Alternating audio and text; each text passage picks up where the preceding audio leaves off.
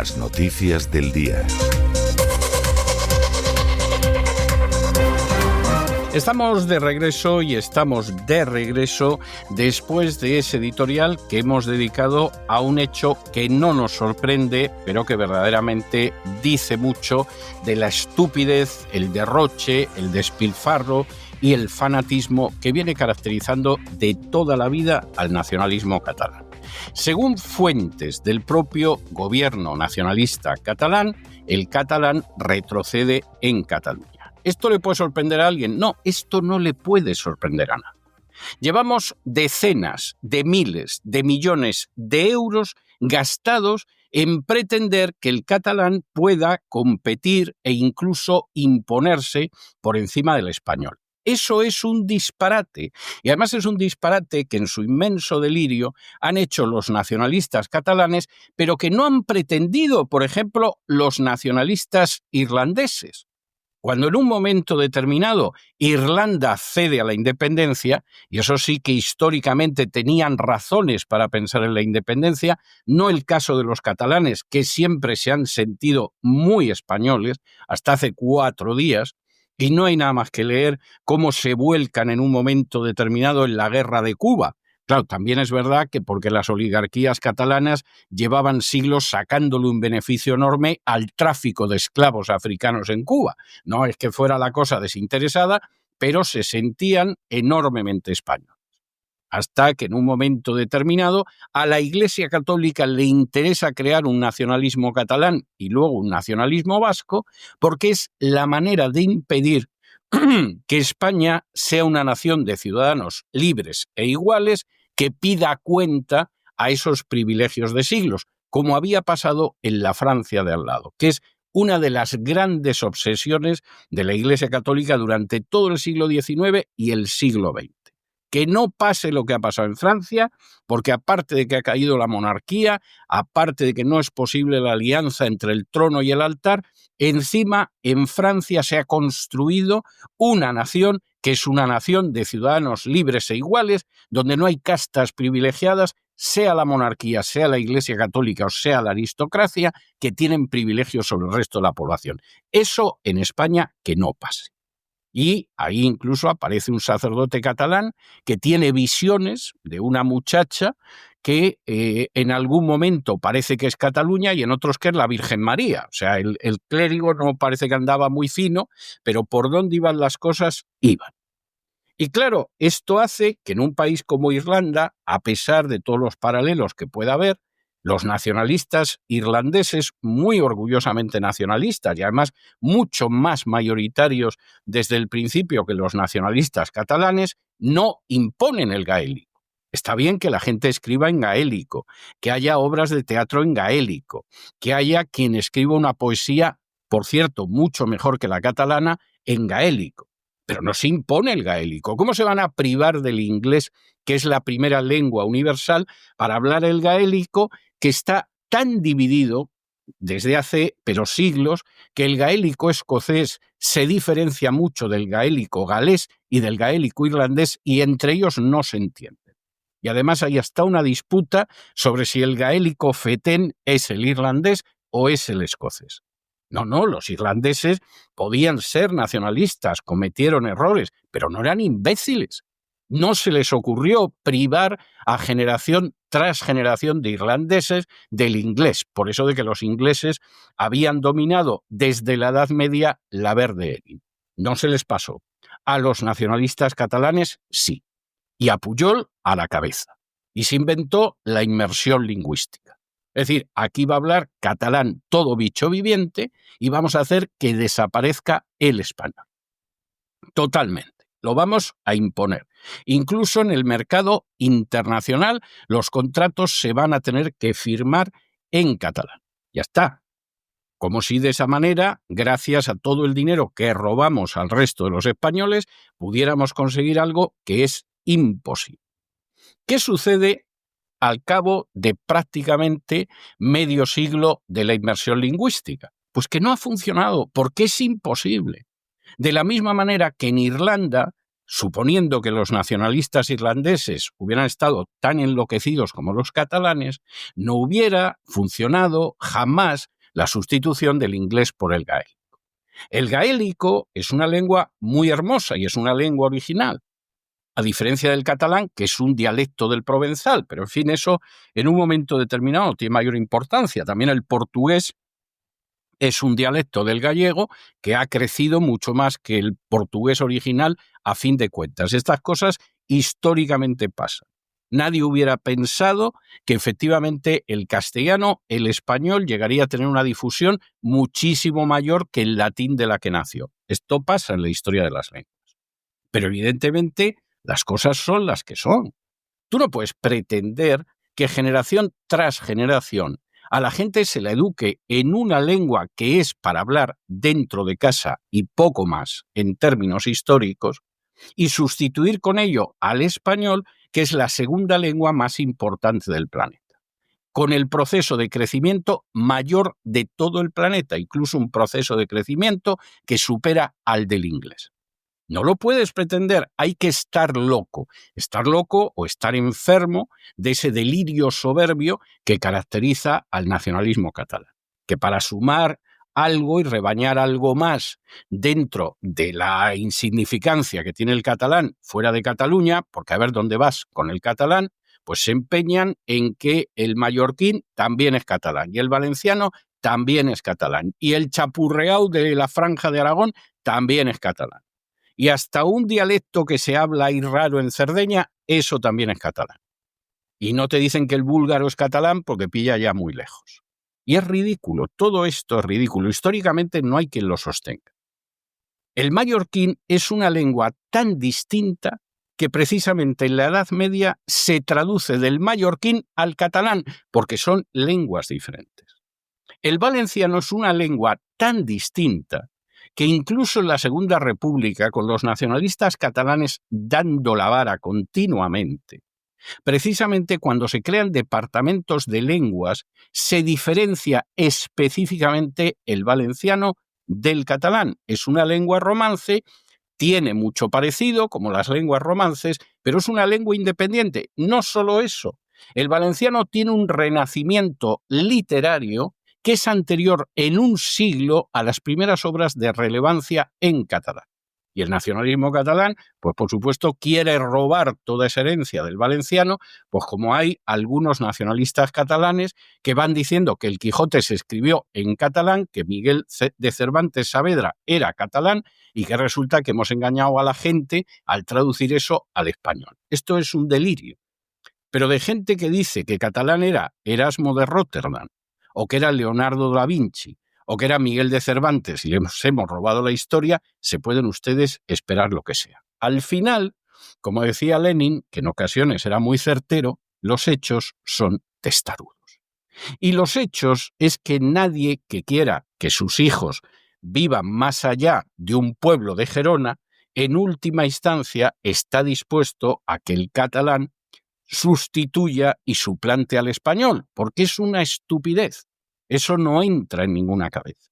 Y cuando de pronto ha habido alguna empresa farmacéutica en Cataluña que se empeñó en que los contratos con Arabia Saudí pues tenían que firmarse no en español, sino en catalán, se encontró con que las autoridades de Arabia Saudí respondieron que la lengua oficial en España era el español, que el español era una lengua relevante y que además el príncipe saudí que se ocupaba de esas transacciones, por supuesto, estaba dispuesto a firmar un contrato en español, pero no en esa lengua que es el catalán. Y esta es la realidad, y el que no lo quiera ver, peor para él. Porque de todas formas, no puedes pretender que al final el enano sea un gigante sobre la base de intentar aserrar las piernas del gigante.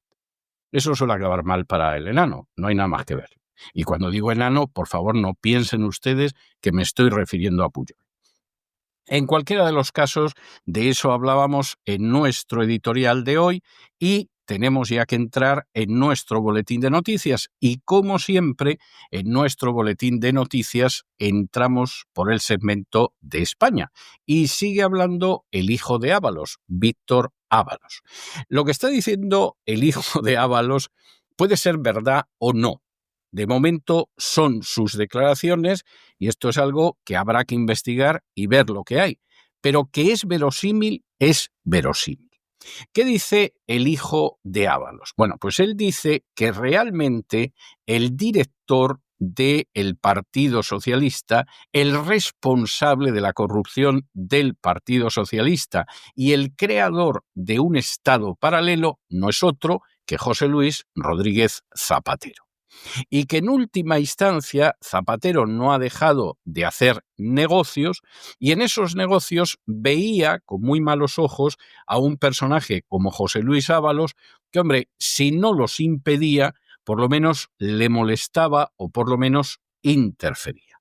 Y en ese sentido, en última instancia, junto con la enorme corrupción que presuntamente orbitaría en torno a José Luis Rodríguez Zapatero, estaría la de esos personajes unidos a la consultora Acento, ya saben, la de Pepiño Blanco, ministro antiguo de Zapatero, la de Óscar López, la de Antonio Hernando, que realmente habrían estado manejando la corrupción a toneladas y que se sentían incómodos por la presencia de Ábalos hasta tal punto que acabaron derribándolo hace ya años. Según el hijo de Ábalos, recordemos esto, es el hijo de Ábalos, esto puede ser verdad, pero puede ser un intento hasta cierto punto honroso de salvar a su padre.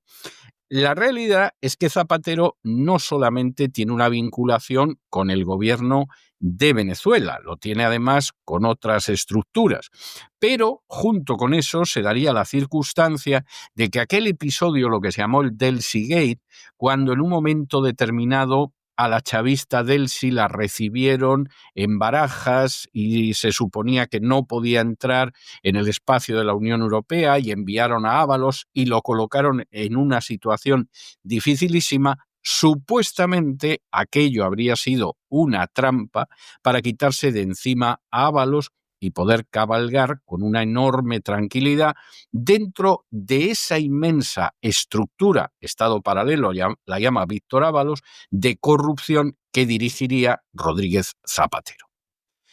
¿Esto es verdad? Eso en estos momentos de la información y de la investigación no se puede saber. ¿Esto es verosímil? Sí, verosímil es verosímil. Que efectivamente Zapatero chapotea en la corrupción del chavismo, bueno, eso no es verosímil, eso es indiscutible. Y las pruebas son apabullantes. Y que el gran palanganero y el gran conseguidor del régimen de Maduro es Zapatero, eso no tiene vuelta de hoja. Eso es así. Eso es un hecho objetivo y más que comprobado. Cuestión aparte es que todavía no conozcamos los límites exactos, los contornos concretos de esa acción en favor del gobierno de Maduro. ¿Esa acción está vinculada con la corrupción? Hombre, sin ningún género de dudas. No sabemos hasta dónde llega la infección. Aquí, por utilizar un símil, habría que hacer una radiografía para ver hasta dónde llega la infección y hasta dónde llega el tumor. Pero que hay infección, hay tumor, eso no tiene vuelta de hoja. Esa es la realidad. Que en medio de toda esta situación, en un momento determinado, Ábalos era un personaje que molestaba, eso es verosímil. Puede ser verdad, puede no serlo, pero puede ser verosímil. Que en medio de toda esta historia, Víctor de Aldama, que es un empresario que lleva trabajando de conseguidor con el Partido Popular y el Partido Socialista, con el Partido Socialista y el Partido Popular, está cargando contra Ábalos en un intento de librarse de acciones judiciales que irían contra él, eso tiene la apariencia de por lo menos ser en un 99% cierto. Es decir, yo cargo toda la basura sobre Ábalos, es lo que en última instancia quiere gente del ámbito de Zapatero, que sueña incluso con poder sustituir a Pedro Sánchez y de paso, pues bueno, a ver si llego a un acuerdo con el fiscal y me libro de prisión. Porque como en España hay fiscales tan profundamente corruptos y tan intensamente degenerados y tan indescriptiblemente amorales, que ofrecen a determinadas personas, incluso a personas inocentes, que no es el caso de Víctor de Aldama. Les ofrecen que a cambio de dar un testimonio con el que incriminar en ocasiones hasta a inocentes, a ellos les retiran la acusación, pues evidentemente esta es una posibilidad, por lo menos como hipótesis de trabajo. Y que Víctor de Aldama no quiere ir a la cárcel, pues es bastante comprensible y bastante creíble. Que para no ir a la cárcel estaría dispuesto a hundir a Ábalos, pues es muy posible, no se puede negar. Y que en última instancia el gran beneficiado de todas estas operaciones de corrupción ha sido José Luis Rodríguez Zapatero. Pues hombre, cuesta mucho no creer que aparte de Venezuela se ha beneficiado de otras cosas, porque no hay nada más que ver su patrimonio inmobiliario, que hasta donde sabemos no hay manera de justificarlo con el salario de presidente del gobierno de poco más de mandato. De manera que, insistimos, es posible que el hijo de Ábalos esté mintiendo. Es posible que esté mintiendo para salvar a su padre. Pero que lo que dice es verosímil, eso no tiene discusión alguna. Y que al menos parte de lo que dice no solo es verosímil, sino que es cierto, eso todavía tiene menos discusión. En fin, analizamos esta y otras noticias que les afectan con la ayuda absolutamente indispensable de María Durán. María, muy buenas noches. Feliz martes para todos. Hola César, ¿cómo estás? Qué alegría saludarte a ti y a todos los oyentes. Una noche más. Antes de las noticias políticas, que hoy te traigo capítulo 2 de Víctor Ábalos, déjame por favor unos segundos para contar a los oyentes la que para mí es la noticia del día y de aquí a fin de año. Se acerca la Navidad, llega con nosotros su primer regalo, porque ahora pueden tener un año entero de análisis de todo eso que nadie les cuenta por solo 52,50 euros por todo un año, ¿eh? Si han oído bien, un 25% de descuento en la suscripción anual a César Vidal Televisión. Es un regalo que se pueden hacer ustedes mismos o pueden hacer a sus seres más queridos contra la desinformación. Es un regalo contra la propaganda, pero sobre todo es un regalo a favor de la verdad y de la libertad. Y además solo está disponible hasta el Día de Reyes. Después llegan los Reyes, se acaba la Navidad y se va la oferta de La Voz. Se pueden suscribir hoy y asegurarse así 12 meses del mejor análisis histórico, político, económico y cultural en español. ¿Y cómo lo tienen que hacer para hacerse ese regalo o hacérselo a quienes más quieren? Pues con nuestro código promocional, que no es otro que Feliz Navidad 2025, todo junto y en mayúsculas. Feliz Navidad 2025. Qué poquito va quedando ya, que hemos empezado diciembre casi sin darnos cuenta. En fin, segundo capítulo protagonizado por el hijo mayor del exministro de Transportes, José Luis Ábalos, quien ayer les contábamos que ha dado un paso en su ofensiva pública contra el gobierno tras el ingreso en prisión preventiva de su padre. Hoy da otro más en la segunda parte de la entrevista que ha concedido y el consultor valenciano señala de forma directa al expresidente socialista del gobierno, José Luis Rodríguez Zapatero. Lo señala como figura clave de lo que él describe como la cloaca del PSOE, de la que ya tanto se ha hablado. Ya todos los medios, prácticamente todos los medios españoles utilizan este término de cloaca del PSOE y sitúa en ese supuesto entramado la raíz de la situación judicial y política que afecta a su padre, al exdirigente socialista. Dice: Zapatero es responsable de la cloaca del PSOE. Esa cloaca es la que tiene mi padre encima. Mi padre tiene todo un estado paralelo encima y Zapatero está relacionado con esos contrapoderes incrustados en ese estado. Es lo que afirma Víctor Ábalos en uno de los fragmentos más contundentes de su testimonio. En sus declaraciones, Ábalos hijo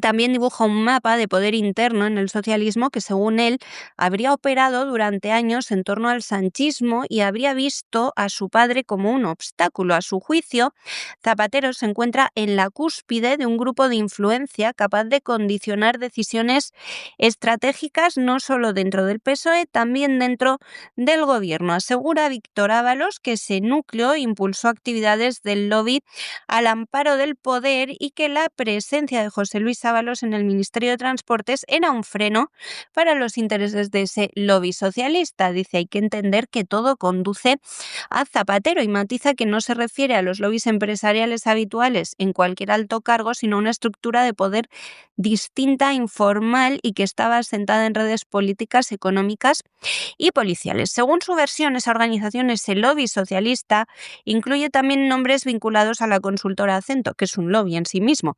Ya saben que es esa compañía fundada y dirigida por el exministro de Zapatero, precisamente José Blanco. Citan entre esos nombres de los lobistas socialistas a Óscar López y a Antonio Hernando, ya saben, antiguos cuadros socialistas que afirma quedaron relegados y recuperaron influencia tras la destitución de su padre como ministro en 2021. Insiste, todo confluye en el expresidente. Presenta ese triángulo de relaciones como un sistema destinado a canalizar sus intereses empresariales y geopolíticos, el de José Blanco, Óscar López y Antonio Hernando, todos ellos guiados o al menos conectados con Zapatero. Y es que en su relato dice que Acento actuaría como un vértice operativo que conecta clientes y oportunidades, mientras que el expresidente representa el poder de enorme peso que legitima y abre puertas, apoyado por contactos en el aparato del Estado. Para Víctor, cuando un ministro no da el brazo a torcer, se convierte en un enemigo y un problema que hay que apartar. Así, según él,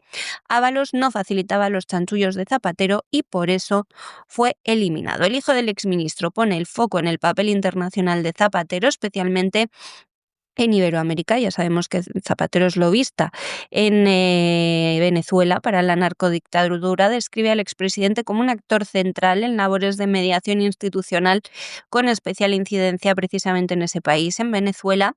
Y a esa faceta añaden que habría sumado otra empresarial, que sería la captación de negocio chino en España, los famosos papeles de Huawei. Esa participación en rescates a compañías, fusiones e influencia en adquisiciones económicas de Zapatero era un impedimento, porque Ábalos parece ser que se inmiscuía y no lo permitía con la facilidad que le gustaría a Zapatero.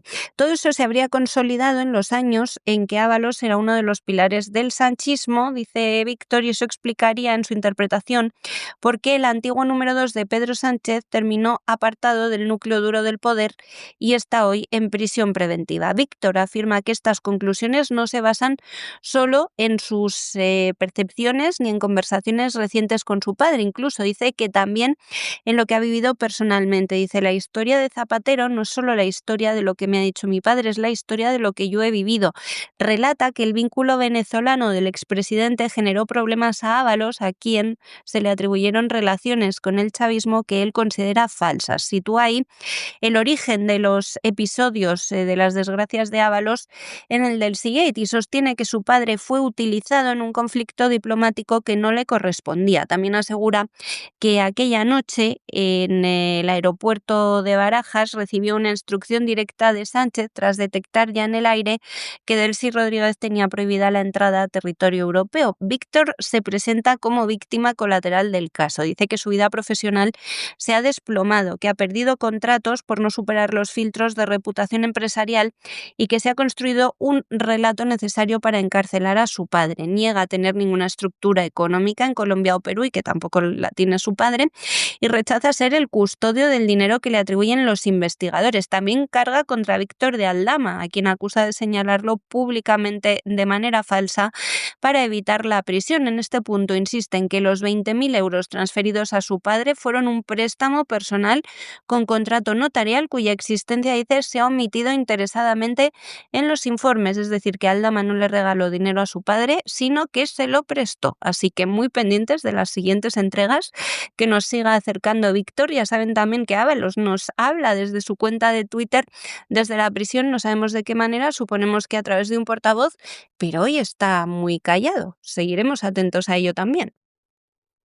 Bueno, y la siguiente noticia, en fin, es de esas noticias que si no fueran ciertas, pues parecería que las ha inventado algún chungón, algún guasón, para que nos riamos. Porque ya saben ustedes que sobre España planea la peste porcina africana, que no va a perjudicar a Marruecos, mira tú por dónde, pero sí a España. España ha decidido, el gobierno español, que va a desplegar a la UME para que se ocupe de todo esto. Ya saben ustedes, esa organización que creó en su día Rodríguez Zapatero, siempre volvemos a uno de los grandes orígenes de males de los últimos 20 años, más de 20 años en España, y en la lucha con la peste porcina, que se supone que procede de unos jabalíes que hay cerca de Barcelona, parece que han encontrado el motivo en que algún jabalí se dedicó a comerse un bocadillo en mal estado.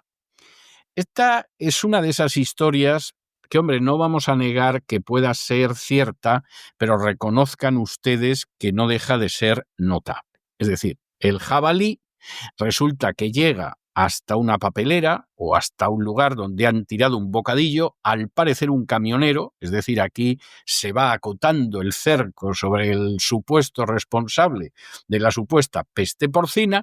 El jabalí que andaría lampando, pues resulta que se come el bocadillo y se produce la peste porcina en Cataluña, cerca de Barcelona. Esto es discutible, o sea, ya les adelantamos que es bastante discutible, aunque claro, en el caso de la Generalidad de Cataluña, en catalán, por supuesto, pues ya han empezado a remover Roma con Santiago de una manera que no parece que vaya a ser muy positiva y que desde luego es desastrosa. Por ejemplo, y esto es algo tremendo, ese mismo gobierno de Cataluña ha sacrificado millares de reses en Gerona por un brote de dermatosis nodular. ¿Qué significa esto? Pues miren ustedes, que en España suponemos que se podrá comer pollo o a lo mejor la nuca de algún cuñado, tal y como van las cosas. Es decir, es una cosa en ese sentido tremendo. Lo que aquí está claro es que los huevos, el cerdo y el pollo, que son las tres fuentes de proteínas baratas en España, porque el ganado vacuno, no les digo ya el pescado, está por las nubes. En España los peces vuelan realmente, es prodigioso, pero es así. Bueno, pues han empezado a encarecerse al mismo tiempo que aquí se suman una serie de crisis sanitarias bastante poco claras, por lo menos desde el punto de vista de quien ahora se dirige a ustedes, que dan un golpe verdaderamente terrible a la ganadería española, uno más de los golpes que está recibiendo en los últimos años y que además, pues claro, van a afectar de manera terrible a la producción española y al precio de consumo de algunos artículos de primerísima necesidad. Y todo por los jabalíes, que parece ser, según dicen algunos, que es que se han multiplicado demasiado y claro, al parecer cuando los jabalíes se multiplican en exceso, bueno, te cogen todo, la peste, las paperas, la varicela, puede ser algo tremendo esto de los jabalíes. Esperamos que entiendan ustedes la ironía, las cosas como son. Bueno, no sé si estamos viviendo una gripe aviar 2, un COVID-2, pero el caso es que las pérdidas para el sector porcino en España van a ser 1.000 millonarias gracias a esa nueva cosa que han llamado gripe porcina africana, que no sabemos exactamente de qué se trata, pero sí que ya hay varios países que han cerrado sus fronteras a nuestra carne de cerdo. Expertos veterinarios de la Comisión Europea han llegado este martes a Cataluña para evaluar sobre el terreno ese brote de peste porcina africana detectado el pasado 28 de noviembre en varios jabalíes en el entorno de Barcelona. También vienen para asesorar a las autoridades catalanas y al gobierno español sobre las medidas de contención previstas en la normativa comunitaria. Es la primera vez en más de 3 décadas que España confirma casos de esa enfermedad, la gripe porcina africana, que estaba erradicada desde 1994 en nuestro país, lo que ha encendido todas las alarmas en un país que es el mayor productor de cerdo de la Unión Europea y uno de los principales exportadores mundiales, como no puede ser de otra manera con nuestro maravilloso jamón.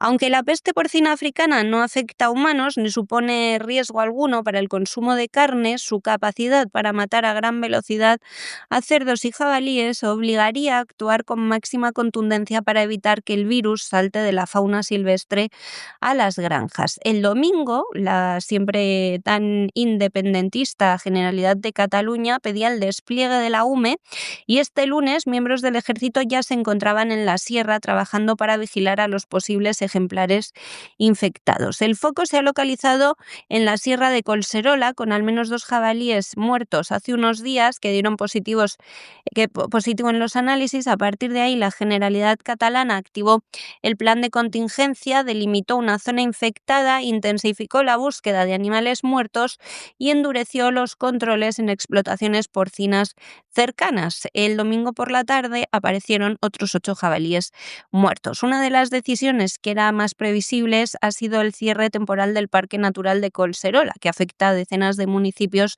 del área metropolitana. Se cierra con el objetivo de reducir al mínimo la circulación de personas, mascotas y vehículos que puedan trasladar el virus de forma involuntaria en ropa, calzado o ruedas.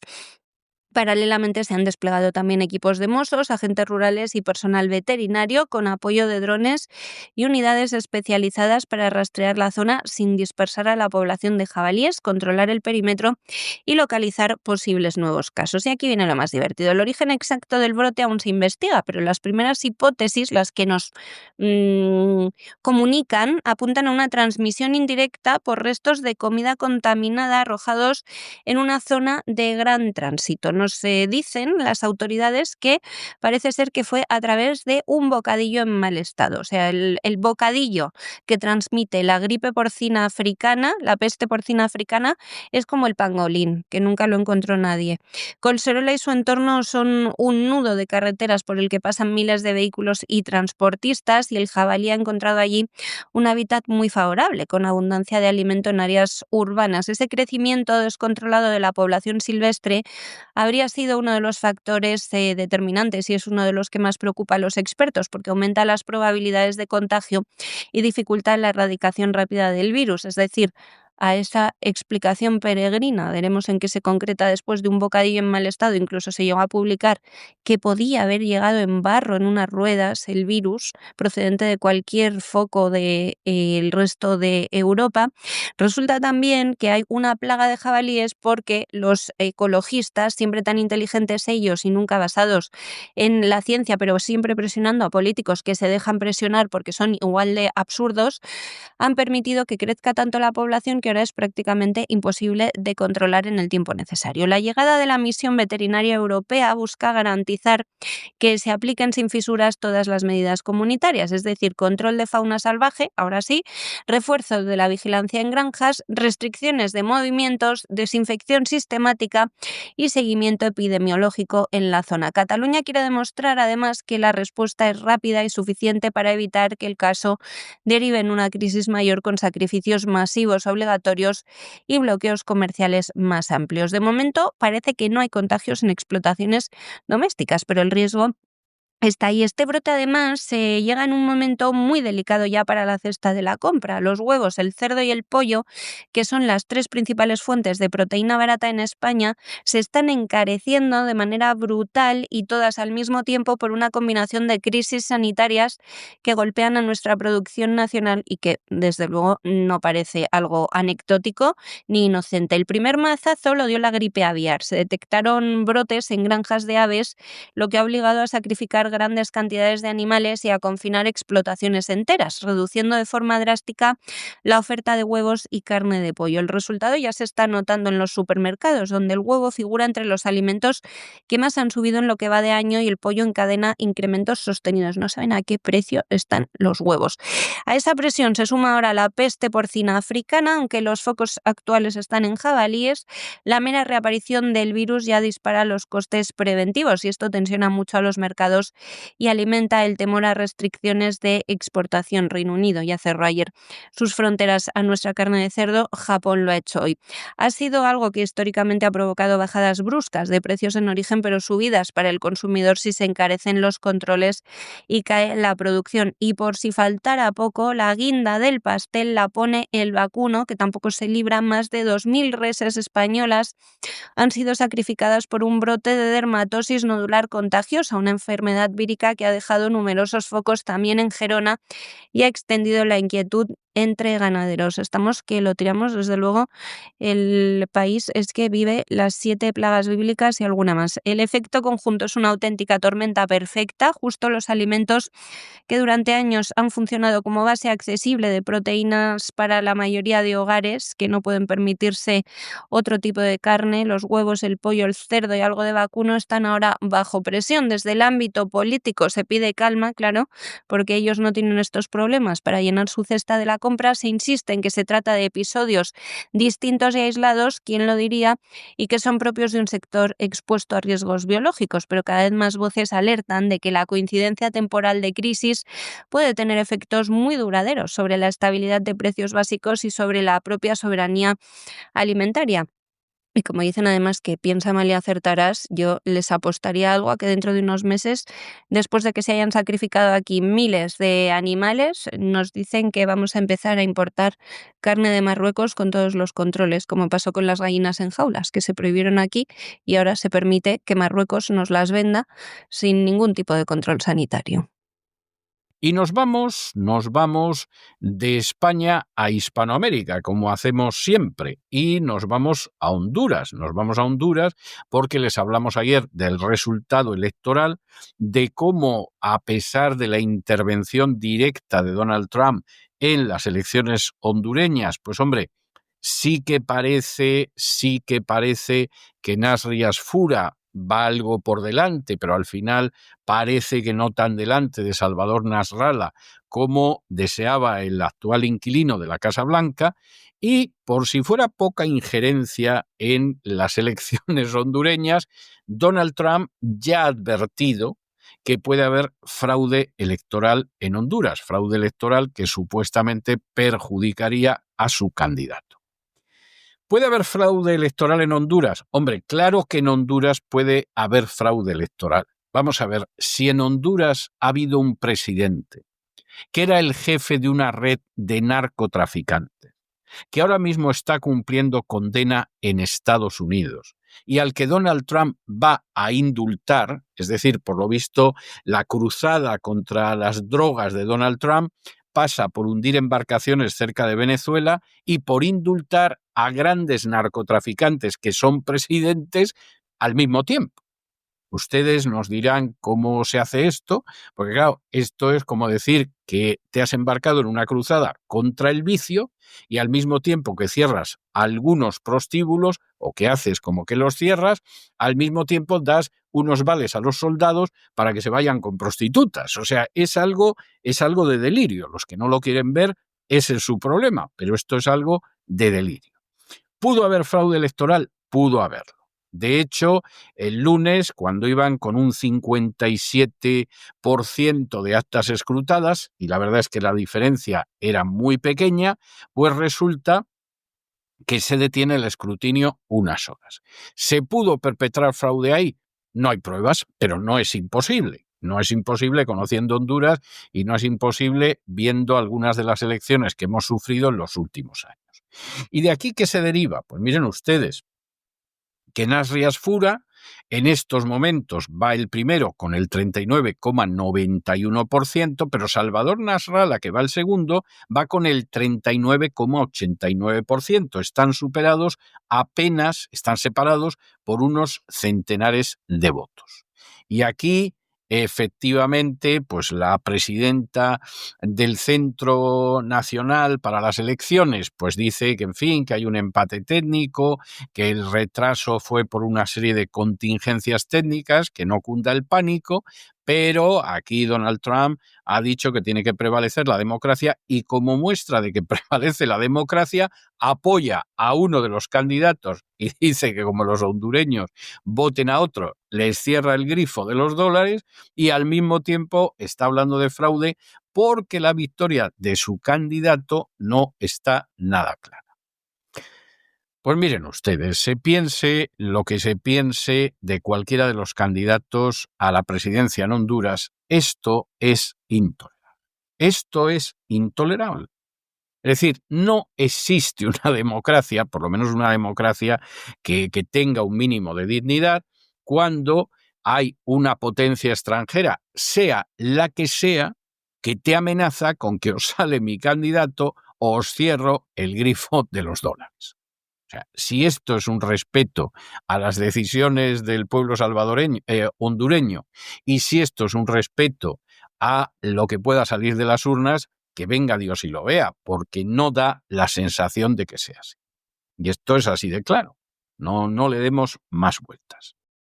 Huele mucho y muy fuerte a fraude en los comicios de Honduras. El presidente de Estados Unidos, Donald Trump, ha sido quien lo ha señalado de manera más radical. Ha encendido las alarmas sobre un posible fraude electoral en Honduras después de que el Consejo Nacional Electoral, el CNE, detuviera este lunes el conteo de votos. La suspensión llegaba en un momento muy sensible, con el 57% de las actas escrutadas. La diferencia entre los dos principales aspirantes era mínima. Narri Tito Asfura, del Partido Nacional y candidato apoyado por Trump, aparecía liderando tanto las encuestas como el conteo con el 39,91% de los votos, mientras que Salvador Narraya, del Partido Liberal, sumaba un 39,89%. El margen es tan estrecho que se mide en apenas unos centenares de papeletas, lo que convierte cada acta pendiente en decisiva.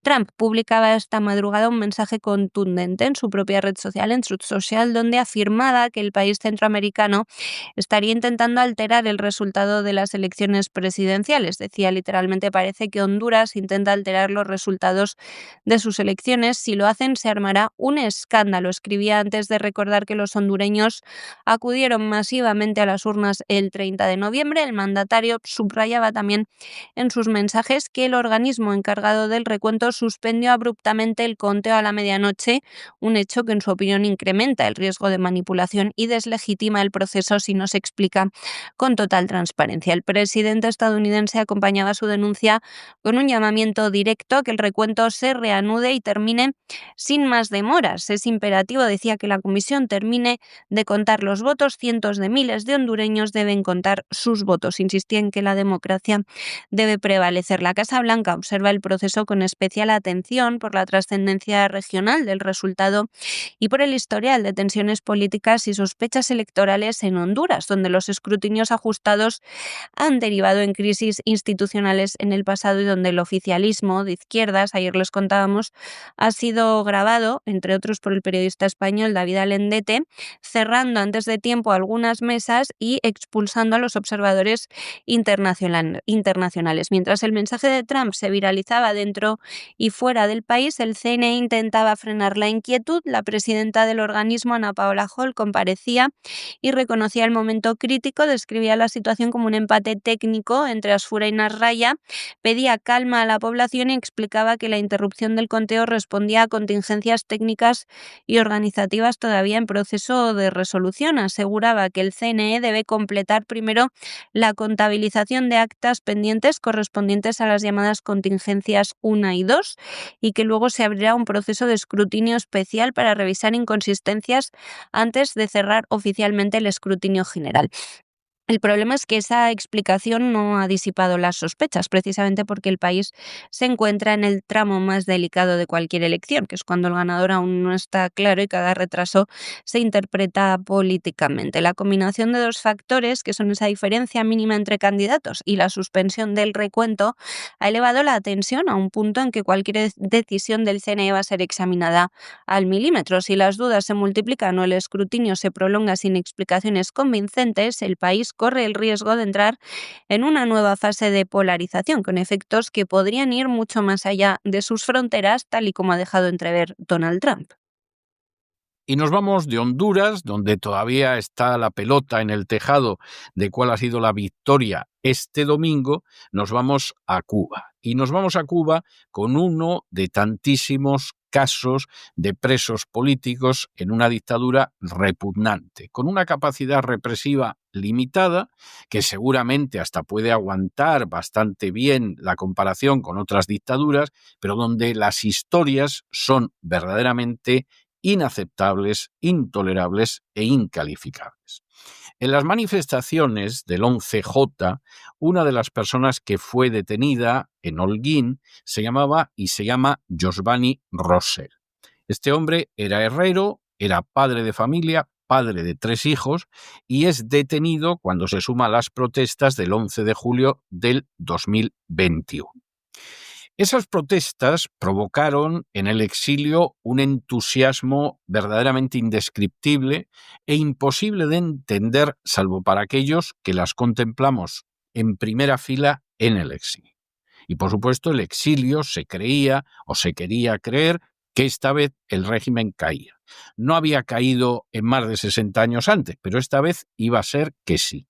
Y esta vez, además, no solo iba a ser que sí, sino que marcaban un antes y un después. Y efectivamente, antes del 11 de julio hubo un 10 de julio y después del 11 de julio hubo un 12 de julio. Pero hasta ahí llegó el antes y el después. ¿Qué es lo que veíamos otros con enorme dolor de corazón, pero aceptando la realidad como era?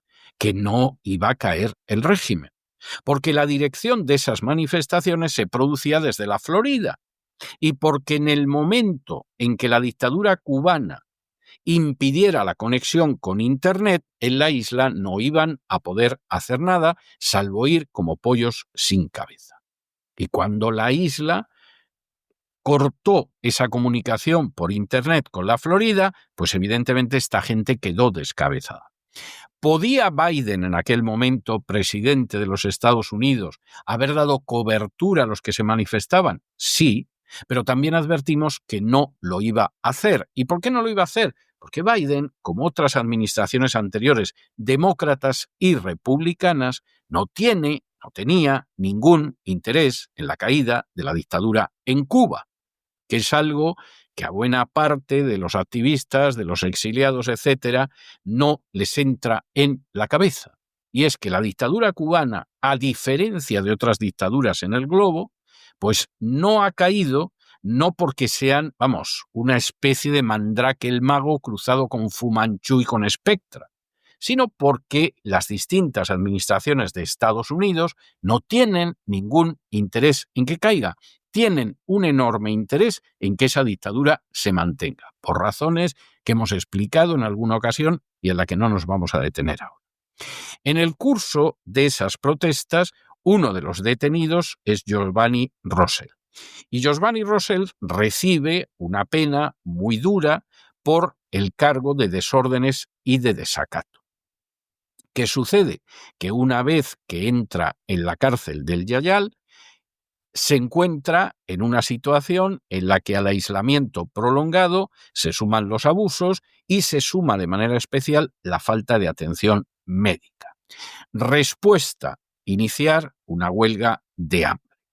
Iniciar una huelga de hambre es algo que puede funcionar en la medida en que la administración esté dispuesta a ceder a partir de cierto punto de presión de la opinión pública o de cierta presión humanitaria. Gandhi utilizó la huelga de hambre de manera repetida, pero claro, es que Gandhi tenía enfrente a los británicos, no tenía la dictadura de Cuba. Y de hecho, cuando en un momento determinado, por ejemplo, los presos del IRA fueron a la huelga de hambre y empezaron a morir, Margaret Thatcher, que en aquel momento era la premier británica, los dejó morir porque no tenía la altura moral o la compasión de lo que eran los gobiernos británicos de inicios del siglo XX. De manera que, claro, lo de la huelga de hambre efectivamente es una espada de 2 filos y te puedes cortar el cuello. ¿Qué pasa en el caso de este detenido por la dictadura cubana, de Josvany Rosell? Bueno, pues que lleva ya 40 días sin comer. Los médicos han confirmado que sufre un fallo renal agudo y que por eso tiene un riesgo más que real de colapso orgánico o de paro cardíaco. Y en medio de esa situación, en la cual se le mantiene incomunicado y encadenado, en la cual se da la circunstancia de que la ayuda médica pues es bastante limitada, aunque esté hospitalizado en Holguín bajo custodia, no solamente es que esta persona se sigue desgastando y el régimen cubano seguramente pensará que si muere en el curso de la huelga de hambre, pues tal día hace un año, sino que incluso se le está negando algo que no se puede negar a nadie, como es el auxilio espiritual. Solicitó ser visitado por un pastor metodista de Holguín, pero lo cierto es que las autoridades le han dicho que esto lo van a estudiar, que ya lo van a ver y que ya veremos a ver qué pasa. Pero que de momento, desde luego, Josvany Rosell García Caso no va a recibir ni mucho menos ese tipo de asistencia. Esto demuestra muchas cosas, mucho más de este drama, que es un drama verdaderamente tristísimo. Y pensar en una persona incomunicada, que además tiene grilletes en los pies, que está encadenado a la cama y que puede acabar muriendo al final por un fallo orgánico, sobrecoge a cualquier persona que conserve un mínimo de humanidad, lo tenga detenido la dictadura cubana o cualquier otro tipo de régimen. Bueno, pues en estos momentos aquí se da una situación absolutamente lamentabilísima. Y es una situación que demuestra lo que es el régimen de La Habana. Pero es una situación que también pone de manifiesto cómo esos disidentes, a veces simples detenidos, y llamarlos disidentes hasta puede resultar un tanto ampuloso, no tienen un respaldo de la comunidad internacional. Que hay gente que vive de que en Cuba hay una dictadura y vive en el exterior, no en Cuba, beneficiándose de la dictadura, no cabe la menor duda. Y es una de esas cuestiones que hay que recordar porque, por supuesto, es una de esas cuestiones sobre las que se pasa de puntillas y mirando hacia otro lado. Pero en un caso como este, efectivamente, es indispensable una movilización. Y es indispensable exigir del gobierno de La Habana no solamente que este hombre reciba atención, sino que al mismo tiempo también pueda recibir una asistencia de carácter espiritual que ha solicitado y que le han negado. Y en vez de eso, pues lamentablemente el régimen de La Habana a lo que ha decidido jugar es a la muerte del detenido, a que en un momento determinado morirá. Bueno, como si fuera Margaret Thatcher y los presos del IRA. El opositor cubano Josvany Rosell García Caso, detenido durante las protestas del 11 de julio de 2021 en Holguín, se encuentra en estado crítico después de superar los 40 días en huelga de hambre, mientras el régimen mantiene un férreo aislamiento sobre su caso, según denuncian sus familiares y otros activistas cubanos. Rosell, que es herrero de oficio, padre de 3 hijos y vecino de una zona humilde de Holguín, salió aquel domingo a la calle al escuchar las protestas que recorrían su barrio. Se unió a los manifestantes que gritaban libertad en la mayor movilización ciudadana que ha vivido Cuba en décadas. La respuesta policial fue inmediata, recibió golpes, se produjeron detenciones masivas y hubo un despliegue de fuerza que dejó centenares de arrestados. Josvany fue uno de ellos. Semanas después, los tribunales del régimen lo condenaron a 30 años de prisión por desórdenes públicos y desacato, una de las penas más duras dictadas contra participantes del 11J. La sentencia se redujo más tarde tras un recurso, pero Rosell siguió en prisión. Su entorno sostiene que desde entonces ha sufrido castigos y torturas continuos en la cárcel de El Yayal. Por un lado, el aislamiento prolongado, también maltratos físicos y psicológicos y una atención médica deficiente que aseguran forma parte de un patrón de presión contra los presos políticos.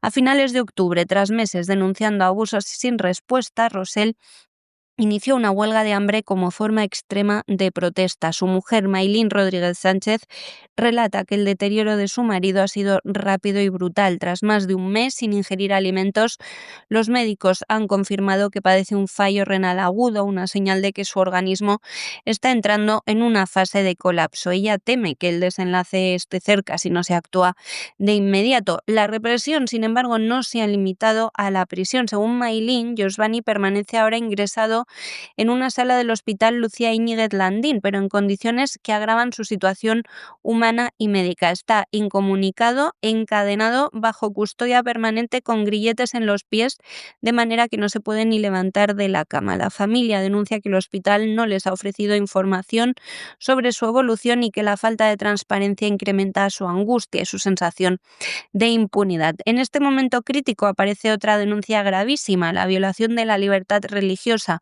Maylin, la esposa del preso, también ha contado que solicitó asistencia espiritual de un pastor metodista de Holguín para acompañar a su marido, pero que las autoridades le han impedido entrar a verlo en 2 ocasiones. La respuesta, según su testimonio, es que el religioso debe esperar una autorización sin fecha, lo que la familia interpreta como un castigo añadido y una forma de aislamiento total del preso, incluso en el trance final. O sea, están dispuestos a dejarlo morir de hambre y de sed y encima que no pueda tener tampoco una última reunión con un pastor religioso.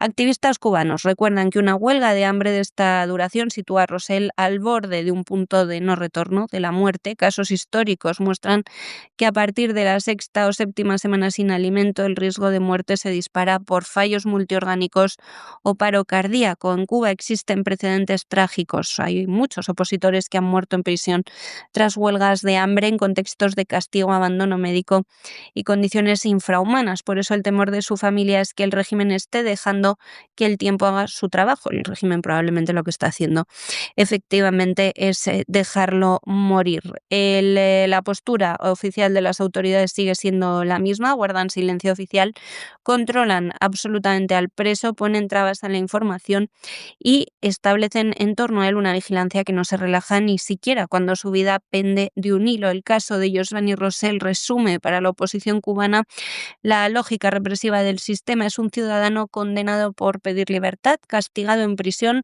empujado a una huelga de hambre extrema y mantenido encadenado e incomunicado incluso cuando su cuerpo empieza a rendirse.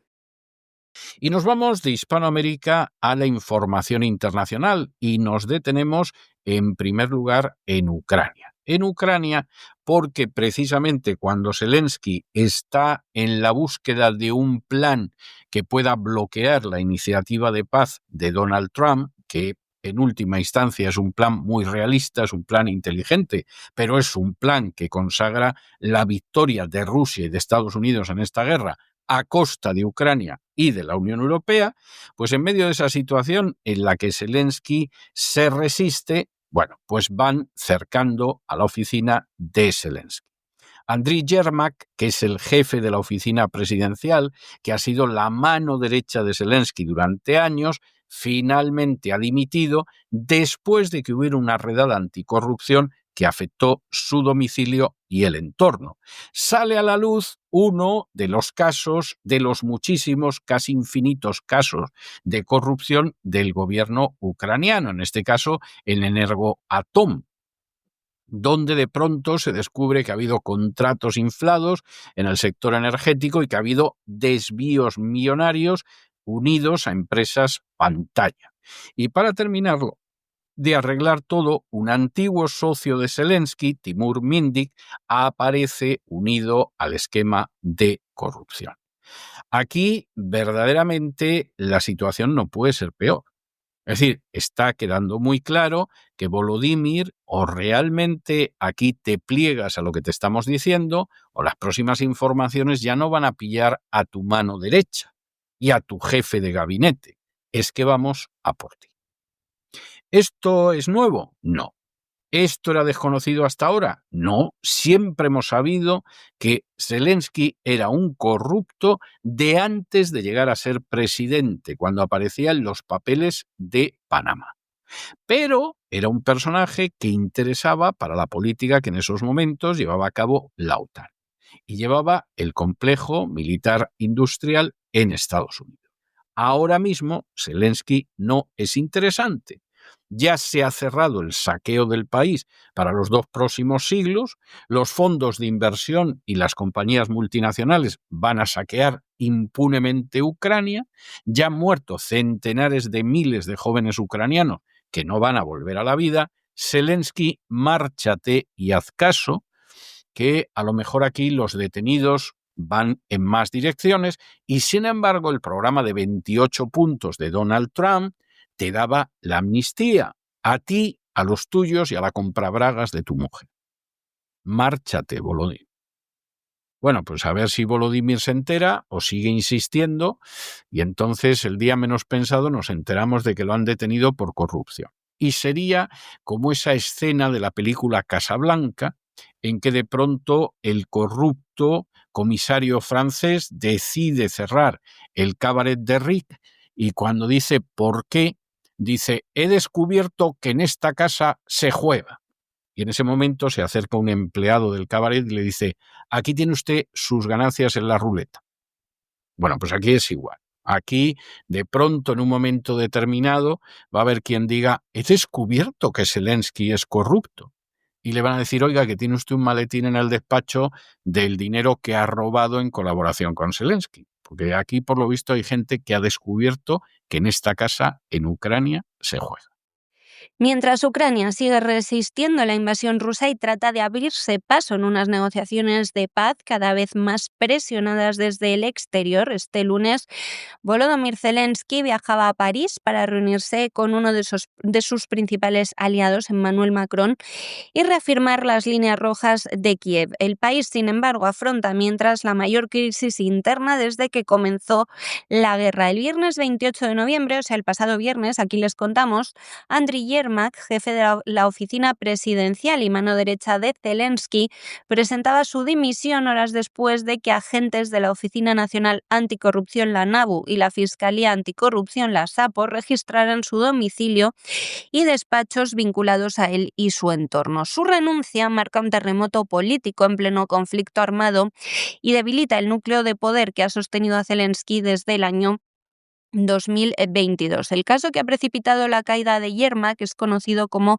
Operación Midas. Es una investigación centrada en el sector energético que destapó una presunta red de sobornos y desvíos de fondos públicos en Energatom, la empresa estatal que gestiona la energía nuclear y una parte esencial del suministro eléctrico ucraniano. Según los investigadores, durante meses se habría instalado un sistema de comisiones ilegales del 10 al 15% sobre contratos de mantenimiento, suministro y modernización de infraestructuras energéticas. El dinero habría circulado a través de empresas pantalla y sociedades interpuestas, inflando costes, blanqueando fondos y repartiendo beneficios entre intermediarios y altos cargos. La cifra bajo sospecha ronda los $100 millones, un escándalo especialmente simbólico porque afecta a un sector que sostiene al país mientras Rusia bombardea plantas y subestaciones, dejando a ciudades enteras con cortes de luz diarios. Detrás de la trama aparece también la figura de Timur Mitnick, antiguo socio de Zelensky en Kabartal 95, la productora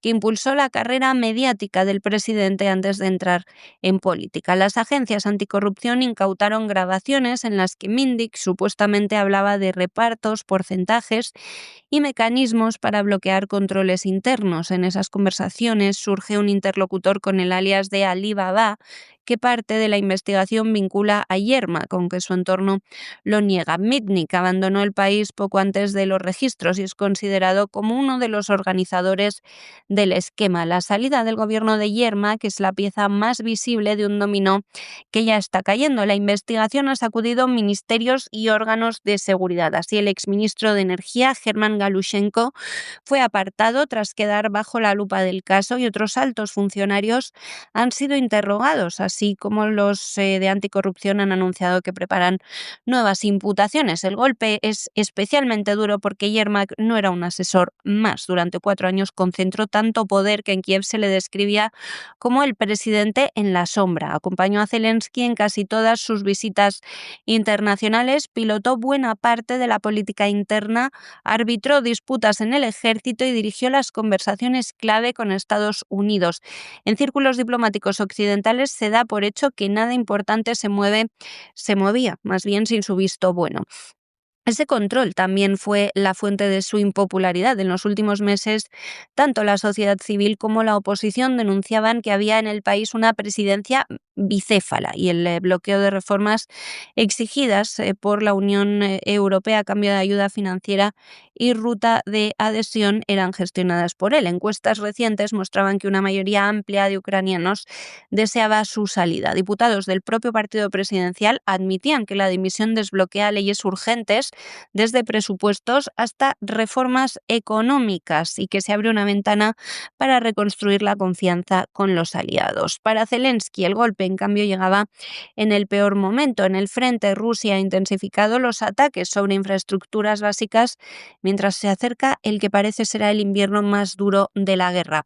En la mesa diplomática, Washington insiste en acelerar una salida que Moscú condiciona a concesiones territoriales inaceptables para Kiev, y dentro del país la caída del hombre fuerte de Zelensky obliga a una reestructuración inmediata. El presidente ya ha anunciado que pronto comunicará quién será el sustituto, aunque ya circulan rumores con opciones que van desde figuras del Ejecutivo hasta vicejefes de la propia oficina presidencial. Sea quien sea el elegido, su tarea va a ser complicada. Tendrá que mantener la cohesión interna, sostener las negociaciones exteriores y demostrar que Ucrania no tolerará la corrupción. Bueno, y continuamos con Israel y los Estados Unidos, porque Donald Trump ha vuelto a invitar a Netanyahu a la Casa Blanca tras una conversación que mantuvo ayer para hablar de los acuerdos de paz. No hace falta decirles a ustedes que, en fin, los acuerdos de paz, Netanyahu y su gobierno se los está pasando por debajo del pie. Por ejemplo, no hay manera de que entre la ayuda a Rafa, porque Israel lo ha condicionado a que jamás le entregue 2 cuerpos de rehenes, con lo cual ya tienen la excusa perfecta para que no entre la ayuda humanitaria y haya más palestinos que se puedan morir tranquilamente de hambre. Y luego, porque además hay una serie de cuestiones que todavía están orbitando por las nubes. Por ejemplo, cómo va a ser la reconstrucción, quién va a componer el gobierno de Gaza, que ya sabemos que va a tener como virrey a Tony Blair, lo cual es algo verdaderamente escandaloso, y cuándo se va a retirar Israel hasta la línea amarilla, que no significa salir de Gaza, sino que ocupa un trozo considerable de Gaza. Todo esto mientras siguen muriendo palestinos en Gaza, ya no solamente por la falta de ayuda humanitaria, sino simplemente porque los abaten las Fuerzas Armadas de Israel. Y en medio de toda esta situación, y como efectivamente hace apenas unas horas Netanyahu ha solicitado al presidente de Israel que le otorgue el indulto, encima con el cinismo de decir que él preferiría que le juzgaran para que se viera que es inocente, pero en fin, para evitar malos ratos y evitar que se divida el país, pues mejor que lo indulte. Esto es algo verdaderamente extraordinario, el grado de cinismo y de poca vergüenza y de amoralidad que tiene Netanyahu y su gobierno. Bueno, pues ahora vuelve a producirse otra visita a Estados Unidos, que prácticamente es el único país al que puede ir Netanyahu sin que lo esposen, y suponemos que, en fin, intentarán cerrar las cosas de la mejor manera, ¿no? Que parte de la reconstrucción de Gaza le va a tocar a la familia de Donald Trump, por ejemplo. Por ejemplo, a su yerno, que procede de una familia judía que se dedica a hacer muchísimos millones con el negocio inmobiliario. Y que, por cierto, es un yernísimo que está en todos los caldos a pesar de que no tiene ningún tipo de cargo oficial. Porque Bobby Kennedy es verdad que estaba en multitud de salsas, pero es que era el fiscal general del Estado. Se le podía acusar de ser el hermano del presidente Kennedy. Pero es que tenía un cargo oficial y una responsabilidad oficial. Es que en el caso de Jared Kushner eso no existe. El único título que tiene es el de yerno del presidente de los Estados Unidos. Y entonces vamos a ver lo que hay. En fin, qué medidas pueden utilizarse para presionar más al Estado de Israel y a una justicia que cada vez es menos independiente para que indulte a Netanyahu y no vaya a prisión tanto él como su mujer por varias causas de corrupción, cómo nos repartimos el despojo de Gaza, en fin, totalmente ejemplar.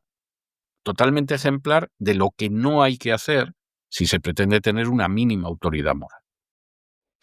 El presidente de Estados Unidos, Donald Trump, mantuvo este lunes otra conversación telefónica con el primer ministro israelí, Benjamin Netanyahu, en la que ambos abordaron los próximos pasos del alto el fuego en Gaza y la posibilidad de ampliar los acuerdos de paz en Oriente Medio. Según el entorno del jefe del gobierno israelí, Trump ha invitado a Netanyahu a viajar en los próximos días de nuevo a Washington para reunirse en la Casa Blanca, una cita con la que la administración estadounidense quiere apuntalar su hoja de ruta regional en el momento en que la tregua con Hamás atraviesa una fase frágil. La llamada llegaba pocas horas después de que Trump publicara un mensaje en redes reclamando a Netanyahu un diálogo firme y de verdad con Siria. En la conversación, los dos líderes coincidieron en que el futuro de Gaza pasa por el desarme de Hamás y también por desmilitarizar completamente el enclave, dos condiciones que se presentan como el corazón del plan estadounidense y que Hamás, por supuesto, se niega a cumplir. Ese marco se apoya en el alto el fuego impulsado por Estados Unidos y vigente desde el 10 de octubre, cuyo primer tramo incluye compromisos humanitarios clave, como la reapertura del cruce de Rafah en el sur de la franja para permitir mayor entrada de ayuda humanitaria, pero este punto sigue sin producirse. Israel mantiene las restricciones argumentando que no facilitará el flujo hasta que Hamás entregue los dos últimos cuerpos de rehenes que permanecen en Gaza. La segunda fase del acuerdo aún está sin desbloquear y reúne los puntos más delicados del conflicto. En la mesa están la reconstrucción de Gaza, el modelo de gobierno, que en teoría estaría supervisado por un grupo de políticos extranjeros, y la posición definitiva del ejército israelí dentro del enclave. Aquí el debate más inmediato es la línea amarilla, esa demarcación en la que se replegaron las fuerzas israelíes al inicio de la tregua. Al otro lado de esa línea, más de la mitad de la franja continúa también bajo dominio militar de Israel, lo que en la práctica mantiene una participación territorial que dificulta a los palestinos la movilidad interna y la distribución de ayuda. Mientras las negociaciones avanzan con extrema lentitud, Gaza sigue hundida en condiciones de miseria y de habitabilidad descritas por organismos internacionales como infrahumanas. Han llegado también las lluvias intensas en las últimas semanas, lo que ha empeorado la situación. El balance humano de la ofensiva israelí, lanzada como represalia por el 7 de octubre, sigue creciendo. Las autoridades sanitarias palestinas contabilizan más de 70.000 muertos y cerca de 171.000 heridos. Con este panorama, la conversación entre Trump y Netanyahu apunta a dos objetivos simultáneos: sostener el alto el fuego, que como digo es frágil, para evitar un regreso a la guerra abierta, y por otro lado rediseñar el horizonte político de Gaza de forma que permita a Washington relanzar la expansión de los acuerdos de paz regionales. Y hasta aquí hemos llegado con nuestro boletín de noticias. María, muchas gracias, muy buenas noches y hasta mañana, Dios mediante. Es todo por hoy, César. Feliz tarde-noche. Nos oímos ya mañana miércoles. Un abrazo. Y ustedes no se nos vayan, porque ya saben que como todos los martes en La Voz tenemos nuestro programa doble dedicado en este caso a la economía. Ya se dibuja sobre la línea del horizonte la silueta gallarda de don Lorenzo Ramírez, que con paso firme se dirige hacia el avión del Despegamos para darle el niquelado cotidiano a la economía mundial, verdaderamente a la economía mundial. Y luego ya saben que tenemos La Economía que se fue, ese espacio de economía en el que está don Roberto Centeno, donde se suele centrar más en temas españoles y que desde luego suele ser de cuidado. De manera que no se vayan, que regresamos enseguida.